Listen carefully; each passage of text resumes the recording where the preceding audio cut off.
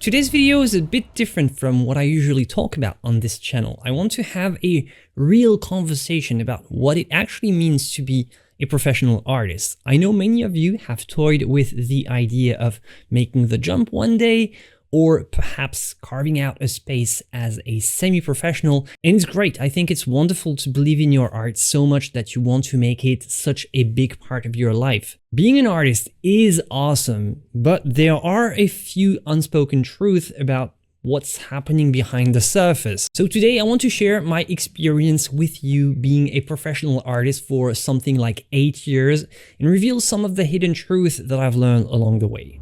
Number one is it's the best job in the world, but it's still a job if you make it your job. There is a massive misconception that being an artist means waiting for a lightning bolt of inspiration to strike while you sip coffee in a sun-drenched studio. And I'm not gonna lie, it is indeed the best job in the world. I don't want to give you the impression that I'm complaining here. What I want to instill in your mind is that when you make art professionally, it then becomes fundamentally a job. You will face the same kind of Monday morning blues as anyone else, compounded by the unique anxieties of financial instability and the terrifying silence of a creative block, which in this case might equate to a lack of revenue in the end. What if you lose your touch? What if you can't find new patrons for commissions?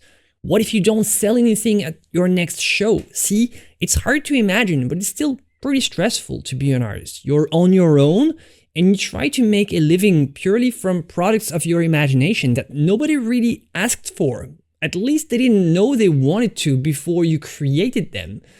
And it's not easy every day to do that. The trade-off, of course, is the profound sense of purpose that comes from the work itself. Making the art is the price you win for surviving the administrative headaches, the shipping logistics, the self-doubt. But I just wanted to start the conversation with this.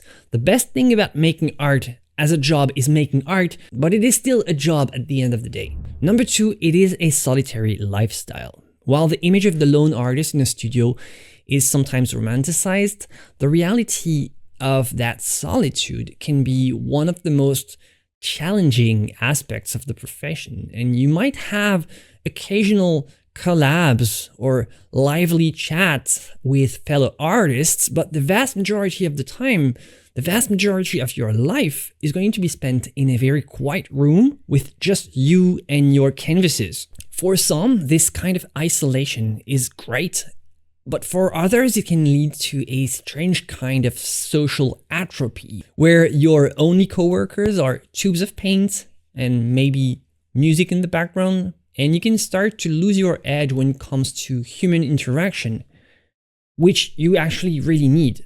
It creates a difficult paradox. The very solitude required to produce the deep, meaningful work is the same thing that can also make the business side of art, the networking, small talk, getting to know people, talking about your art, and selling your art ultimately. This is and this solitude makes this very exhausting and unnatural. If you're an introvert, you might like this solitary lifestyle, but it's also kind of making your life a lot harder and making your success a lot more difficult. And because you spend days, weeks in silence, only to be expected to suddenly become capable to flip the switch and become a charisma machine at shows and exhibition, talk about your work. So if you ever become an artist, it's vital that you recognize that this kind of solitary lifestyle is great for creation sometimes, but it also has a huge negative side. To succeed, you have to find a very tough balance between the necessary loneliness of the craft and also the effort of staying connected to the world, talking to people, presenting them your work, explaining your work. Otherwise, you run the risk of becoming the brilliant artist who has forgotten how to talk to people who want to buy their work. And talking about buying works, we would all love to be this artist who sells a few massive paintings every year and lives comfortably off the proceeds. But this is really the exception and not the rule. The truth is that the art career you're probably dreaming of is probably going to be more a patchwork of different income streams. Most professionals have a side hustle, and that isn't a sign of a failure in their career. It's a valid strategy. Relying on canvas sales only is like financial sabotage. If you have mouths to feed, or maybe just your own, you want to find ways to make your art financially sustainable, whether it's teaching workshops, taking commercial commissions, or even working a completely unrelated part-time job. Those other roles provide the financial floor that allows your creative work to remain authentic.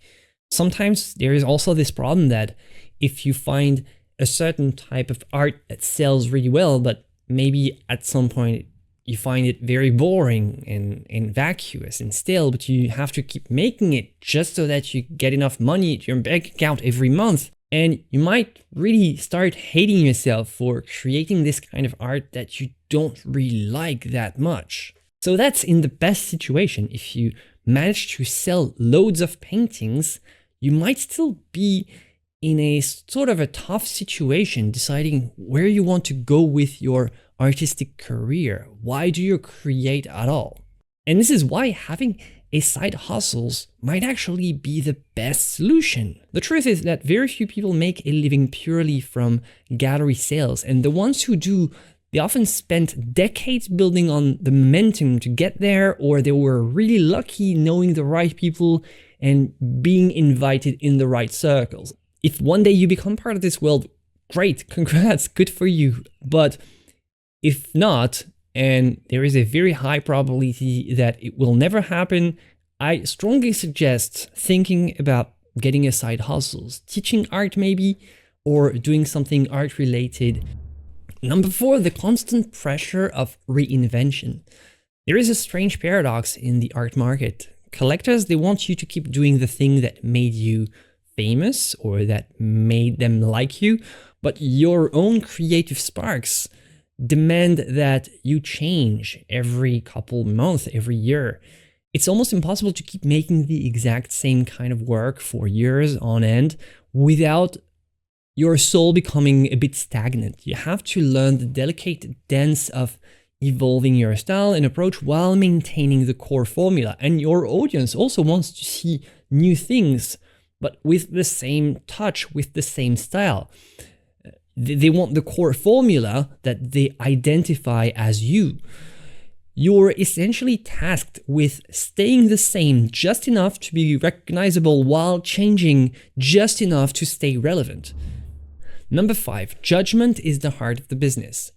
If you are thin-skinned, the art world will feel like a gauntlet. The moment you put a price tag on a piece of work and hang it on a wall, you are basically inviting the entire world to judge you. It's a brutal experience, I'm not gonna lie, to hear someone say that they don't like what you've poured your heart into, but you have to realize that art is essentially subjective. It comes down to taste. Some people will like, some people will not like what you make. Being disliked by some is actually a prerequisite for being loved by others. If your work doesn't provoke a strong reaction in either direction, it's probably just too safe. You have to learn to accept that people have different tastes, and this is the only way to survive without losing your mind. And you also have to learn about rejection, how to deal with it, how to not take it personal, and how to move on from a rejection, learn from your mistakes, and keep making awesome art. Number 6, talent and skills aren't the top priority if you just want to make sales. And this is a spicy take, but if we look at the modern art market, technical skills is kind of secondary. It very much comes after marketing and networking. Just knowing the right people is enough. You probably don't have to spend that much time learning this new technique. We've all seen the minimalist pieces of work that look pretty much like pieces of trash. Some artists have been selling like literal crap in cans. So really, ask yourself, where is the technique? Nowhere. It's a world of selling, not a world of creating beautiful paintings. So it's not about how well you can paint, it's about who you know, what circles you're with, knowing the right curators, presenting your work with a compelling narrative are the things that actually move the needle on sales. Marketing here isn't selling out, it's simply the act of helping the right people find and understand the value in what you've created. In fact, I do recommend that you work on your skills, that you work on your technique, but you have to understand that when you're making that, you're making it for the love of art. You're making it for the beauty of creating something beautiful, for the simple joy of putting your heart and soul into it. But you have to keep in mind that whenever you're struggling to learn this new technique, you're not moving the needle in terms of sales. You're just making it to feel better about yourself, which can be a boost in self-confidence, which can then help you sell your art a lot more efficiently because you believe in yourself. Number 7, let's talk about selling your art in art talk, because art cannot speak for itself. Many artists like to hide behind this phrase, the work speaks for itself, because they are maybe too shy or they feel that explaining a piece will cheapen it, which might be true. But unfortunately, the world moves too fast for this kind of consideration. People might glance at a painting, find it pretty, but they will probably forget about it 10 seconds later unless you give them a hook. To make a lasting impression, you have to be your own loudest advocate. You need an artist biography that feels human, that's not BS. A good statement of intent that resonate. Artists have to work statement of intent. It's kind of a biography, but more describes what you're trying to accomplish with your art in general. It should be on your website, it should be on your socials. And finally, you have to be capable of talking about your art. Even if you hate speaking to people, my favorite trick for breaking the ice, maybe at gallery openings or in general, is to stop explaining what I do and start asking my viewer, what does this piece make you feel? And very often, even if they don't know anything about art, they're going to say something that your work makes them feel. And you can bounce on that and keep the conversation rolling. They have a certain kind of feeling looking at your art, and maybe you had a certain kind of feeling creating it, and you can discuss that. Another good trick that I use when I don't know how to make small talk with people, I don't know how to approach them, how to talk about art, is I think past, present, future. Past is talking about the origins of a piece, how it was created, something like that. So you can always find a conversation that relates to the past, the genesis of the painting, let's say. Present is, how does it make you feel? That's the number one thing you have to consider. How does it make you feel? What is your current feeling? What is your emotion looking at this? And future is, what other projects do you have? Do you want to intend keeping making paintings like that? Or do you want to do something else? Are you going to explore some new things in the future? Stuff like that.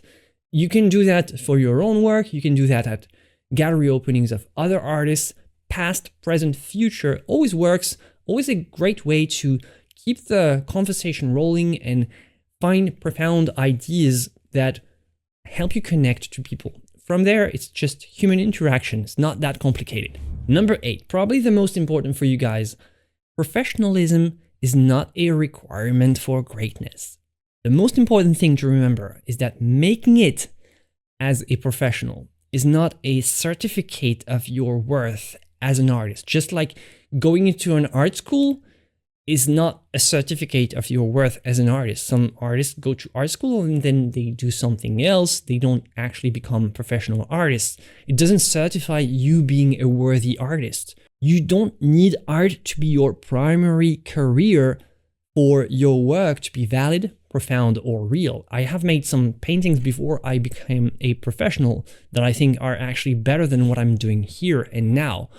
Some of the greatest art in history was made by people who probably had no intention of selling it. So becoming a pro is not necessarily required to just experience the beauty of making art. And this is what matters in the end. If you do want to go pro, I always suggest to do it in several stages and to take your time. Number one, you want to start as a hobbyist. Then stage 2 would be to make the materials pay for themselves.